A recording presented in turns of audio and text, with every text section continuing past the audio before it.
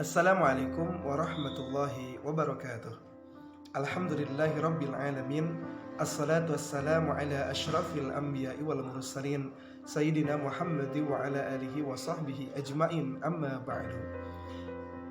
Anak-anak sekalian, pada kesempatan yang berbahagia ini insyaallah Bapak akan menyampaikan materi yang kedua terkait dengan berpakaian sesuai dengan syariat agama Islam.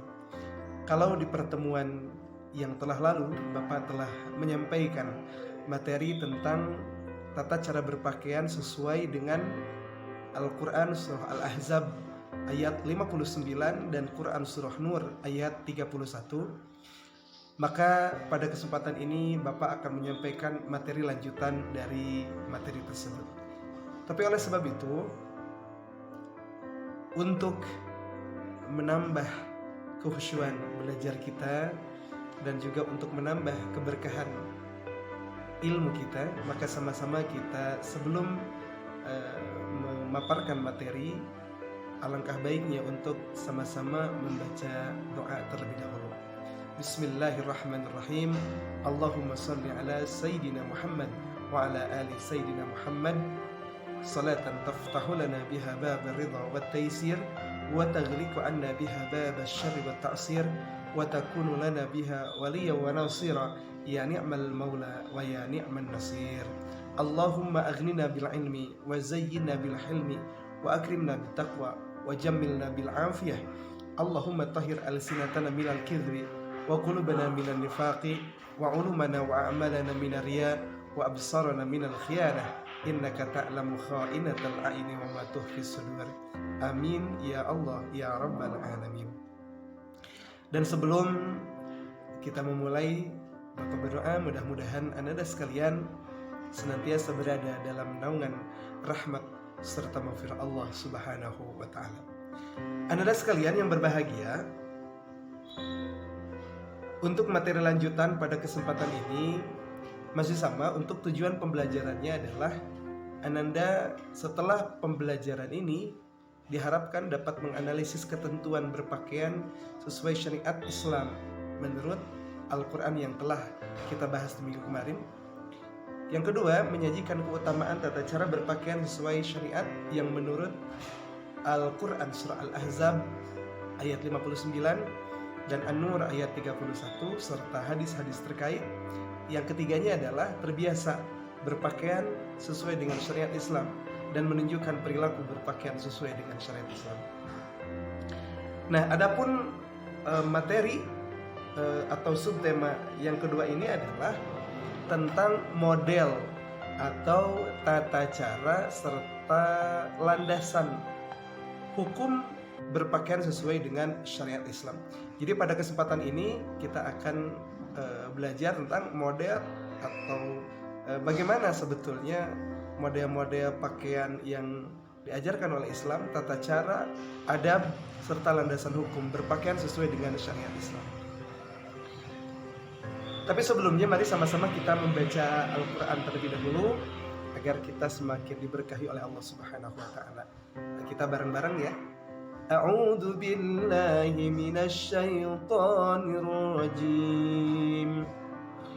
Ya ayyuhan nabiyyu qul li azwajika wa banatika wa nisa'il mu'minina yudnina 'alayhinna min jalabibihin dzalika adna an yu'rafna fala yu'lain wa kana Allahu ghafurar rahima. Shadaqallahul adzim wa sadaqa rasuluhun nabiyul habibul karim wa nahnu ala dzalika minasy syahidin wasyakirin walhamdulillahi rabbil alamin. Anda sekalian, di awal ini Bapak ingin memberikan satu ayat yang Allah firmankan kepada kita sekalian. Mohon maaf, ini tidak tampil semua karena ada perubahan font, tapi nanti akan Bapak jelaskan. A'udzu billahi minasyaitonir rajim. Wa asa an takrahu syai'an wa huwa khairul lakum. Wa asa an tuhibbu syai'an wa huwa syarrul lakum. Wallahu ya'lamu wa antum la ta'lamun. Tetapi boleh saja kamu tidak menyenangi sesuatu padahal itu baik bagimu, dan boleh jadi kamu menyukai sesuatu padahal itu jelek bagimu. Dan Allah Maha mengetahui sementara kalian tidaklah mengetahui. Maksud dari ayat ini berkenaan dengan materi kita pada kesempatan ini adalah bahwasanya Allah sudah begitu sempurna mengatur peri kehidupan manusia, sampai-sampai bab berpakaian pun telah diatur dengan begitu sangat sempurna. Baik suka ataupun tidak, bahwa syariat yang telah Allah tentukan untuk kita itu yakin adalah yang terbaik untuk kita. Meskipun kita mungkin dikenalkan dengan pakaian-pakaian trendy hari ini, pakaian-pakaian yang super style begitu, tapi ketika hal tersebut jelek menurut Allah atau tidak sesuai dengan syariat Islam, maka tinggalkanlah, karena kita yakin itu merupakan satu kejelekan kalau kita laksanakan. Nah, kira-kira ini adalah motivasi awal bahwa kita yakini bahwa apa yang telah ditentukan oleh Allah itu adalah merupakan kebaikan. Lanjut. Nah, pada gambar ini Anda menyaksikan yang di sebelah kiri adalah satu gambar di mana seorang wanita tidak menggunakan pakaian sesuai dengan syariat Islam, sementara yang di sebelah kanannya adalah yang seorang perempuan yang mengenakan pakaian sesuai dengan syariat Islam. Kira-kira apa yang ada dalam pikiran kalian ketika melihat gambar ini? Ya, betul. Bahwa kalaulah ada di antara kita yang masih belum mau menutup aurat, di antara keluarga kita yang masih belum mau menutup aurat, maka sudah saatnya kita hijrah. Sudah saatnya kita berpindah kepada aturan Allah Subhanahu wa taala, karena itu akan membawa kemaslahatan dunia dan akhirat. Lanjut. Nah, ini banyak hari ini kita temukan ya model-model seperti ini. Di sebelah kiri kita lihat seorang wanita yang berpakaian seperti seorang muslimah yang mengenakan pakaian sesuai syariat Islam begitu ya.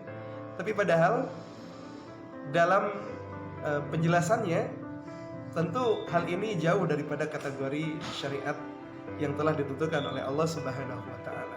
Maka sudah saatnya pun kita berpindah apabila ada di antara kita yang masih mengenakan pakaian belum sempurna sesuai dengan syariat Islam. Ayo kita sempurnakan sesuai dengan aturan syariat agama Allah Subhanahu wa taala. Nah, sekarang apa itu syar'i? Jadi berpakaian menurut syar'i. Apa itu syar'i? Mungkin kita bertanya-tanya, apa itu syar'i? Nah, kira-kira di antara Anda sekalian tentu sudah ada yang mengetahui apa itu syar'i, apa itu pakaian yang sesuai dengan syar'i. Nah, di sini syar'i adalah sesuatu yang dilakukan berdasarkan ketentuan syariah. Sedangkan syariah adalah aturan atau ketetapan yang Allah perintahkan kepada hamba-hambanya. Simpul kata, bahwa syar'i itu adalah sesuatu yang dilakukan sesuai dengan tuntutan, sesuai dengan apa yang diperintahkan oleh Allah Subhanahu wa taala. Maka dari sini dapat kita ambil kesimpulan bahwa berpakaian sesuai dengan syariat agama Allah adalah berpakaian sesuai dengan apa yang telah diaturkan, apa yang telah diperintahkan oleh Allah Subhanahu wa taala. Nah, ketika berbicara tentang aturan syariat agama Allah, maka telah begitu detail diatur bagaimana tata cara berpakaian, baik secara umum, khusus kepada perempuan, dan khusus juga kepada laki-laki. Jadi ada perbedaan yang sangat mendasar. Tapi secara umum ada 6 tata cara atau adab dalam berpakaian menurut syariat. Pertama, dalam berpakaian itu harus menggunakan pakaian yang halal. Ini sesuai dengan Al-Quran surah Al-Baqarah ayat 172. Jadi tidak boleh kita memakai pakaian yang bukan milik kita atau mencuri dan lain sebagainya. Yang kedua, tidak menyerupai lawan jenis. Jadi pakaian itu sudah ditentukan, ini untuk perempuan, ini untuk laki-laki. Ini tertera dalam hadis riwayat Bukhari nomor 5885. Yang ketiga, memulai dari sebelah kanan. Nah, jadi kalau kita menggunakan pakaian, tata cara atau adabnya adalah menggunakan dari sebelah kanan terlebih dahulu. Karena biasanya syaitan ketika berpakaian dari sebelah kiri. Ini sesuai dengan hadis riwayat Bukhari nomor 168. Yang keempat, tidak menyerupai pakaian orang kafir, artinya tidak tasyabuh. Sesuai dengan hadis riwayat Abu Dawud nomor 4031. Man tasyabbaha biqaumin fahuwa minhum. Yang kelima, bukan merupakan pakaian ketenaran. Hadis riwayat Abu Dawud nomor 4029. Nah, artinya pakaian itu tidak untuk mengundang supaya dikenal, supaya dipuji. Jadi nanti akan ada timbul rasa sombong dalam diri kita. Jadi ketika berpakaian itu ya biasa saja, sesuai dengan kebiasaan dan sesuai dengan aturan. Jadi tidak dilebih-lebihkan melebihi orang lain, sehingga ingin dikenal, ingin eksis di hadapan orang lain. Terakhir, bahwa tata cara secara umum adalah ketika kita memakai pakaian itu hendaklah kita membaca doa terlebih dahulu yang diajarkan oleh Rasul sesuai dengan hadis riwayat Abu Dawud nomor 4023. Dengan membaca doa alhamdulillahilladzi kasani hadza tsauba wa razaqanihi min ghairi haulin minni wala quwwatin. Nah, selanjutnya adalah berpakaian atau tata cara atau adab khusus berpakaian bagi wanita. Kalau tadi secara umum, sekarang ditambah. Pertama, bagi perempuan itu menutup aurat wanita. Kenapa menutup aurat wanita? Karena ada batasan aurat laki-laki yang telah dipaparkan di materi sebelumnya. Jadi menutup aurat wanita itu seluruh badan kecuali muka dan telapak tangan. Kedua, tidak berfungsi sebagai perhiasan. Artinya bahwa pakaian itu tidak untuk dipamerkan, diperlihatkan bagus dan tidaknya, tapi diniatkan untuk menutupi aurat begitu. Yang ketiga, kainnya tebal, tidak tipis, sehingga tidak memperlihatkan lekuk-lekuk tubuh. Jadi kainnya tebal, tidak tipis, dan tidak memperlihatkan lekuk-lekuk tubuh. Yang keempat, tidak diberi pewangi atau parfum. Nah, ini seringkali kita temukan bahwa seorang wanita yang mohon maaf begitu ya, ketika keluar rumah menggunakan parfum. Sebetulnya itu dilarang, sehingga akan menimbulkan mohon maaf syahwat bagi lawan jenisnya, kecuali untuk suaminya begitu ya, nah itu diperbolehkan. Terakhir, lebar dan longgar, artinya tidak ketat begitu sehingga lekuk tubuhnya itu terlihat. Nah itu ya. Selanjutnya adalah untuk laki-laki sama menutup aurat daripada lutut sampai ke baina rukbah wasur, baina surah wa rukbah, antara lutut dan pusar begitu. Tidak memakai emas, ini tidak diperbolehkan. Mungkin nanti kita bisa diskusi kenapa emas itu tidak boleh dipergunakan oleh laki-laki begitu ya, di pembahasan yang lainnya. Yang ketiga, tidak memakai sutra. Yang keempat, hendaknya tidak isbal. Nah, isbal itu tentu ada berbagai macam ikhtilaf begitu ya. Yang penting kata Imam Asy-Syafi'i adalah isbal itu tidak menggunakan atau tidak menggusur pakaian penuh dengan kesombongan. Artinya ada juga yang mengatakan bahwa isbal itu tidak boleh melewati mata kaki sehingga tersapu-sapu begitu jalan itu oleh pakaian itu. Tapi intinya adalah pakaian itu tidak boleh dipakai dalam rangka ada rasa kesombongan dalam hati kita. Selanjutnya, ini kriteria jilbab muslimah menurut syariat. Ini hanya penajaman saja, menutupi seluruh tubuh. Ini khusus untuk perempuan ya, karena memang laki-laki sudah condong aman insyaallah. Yang keduanya, bukan sebuah perhiasan. Yang ketiga, tidak ketat. Yang keempat, tidak mengenakan harum-haruman, tidak menyerupai pakaian wanita kafir atau fasik, tidak menyerupai pakaian laki-laki, bukan pakaian ketenaran. Nah, di sini dapat dibaca begitu ya. Ini hanya merupakan penjelasan saja bahwa yang sudah tadi disampaikan. Intinya adalah pakaian syar'i muslimah itu adalah apa yang telah ditentukan oleh Allah Subhanahu wa taala. Nah, sementara di luar sana juga banyak pakaian-pakaian yang notabene sering kita lihat seperti syar'i begitu. Kenapa seperti syar'i? Dapat dilihat di gambar ini. Dia pakai kerudung, seluruh tubuhnya ditutup, tapi banyak yang tidak terpenuhi syarat-syaratnya, mulai dari tidak tertutupnya dada sampai kemudian lekak-lekak tubuhnya tetap kelihatan begitu, sehingga jenis pakaian yang tidak sempurna atau jenis pakaian seperti syar'i itu adalah sudah sedikit menyerupai kriteria syariat, tetapi dia berkerudung tapi tidak menutupi dada. Pakaian bersifat membungkus, tidak menutup aurat, artinya hanya dibungkus tapi lekuk tubuhnya tidak tertutup begitu. Nah, itu seperti syar'i, dan hari ini banyak seperti itu, dan mari kita sempurnakan. Yang selanjutnya adalah jenis pakaian non syar'i. Nah, tentu jenis pakaian non syar'i ini adalah jenis pakaian yang tidak memenuhi sama sekali kriteria syar'i. Terbuka auratnya, lekuk tubuhnya sudah otomatis terlihat begitu ya. Nah, kesimpulannya adalah bahwa Islam sudah begitu sangat sempurna, yang tanpa celah Islam itu ya.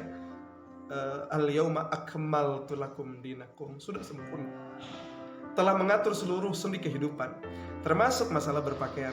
Pengguna al-jilbab dalam kehidupan umum akan mendatangkan kebaikan bagi semua pihak. Seperti yang tadi disampaikan di awal, bahwa apapun aturan yang telah diperintahkan oleh Allah akan senantiasa mendatangkan kebaikan. Wa ma arsalnaka illa rahmatan lil alamin. Tidak hanya bagi kaum perempuan yang memakainya atau yang menggunakannya.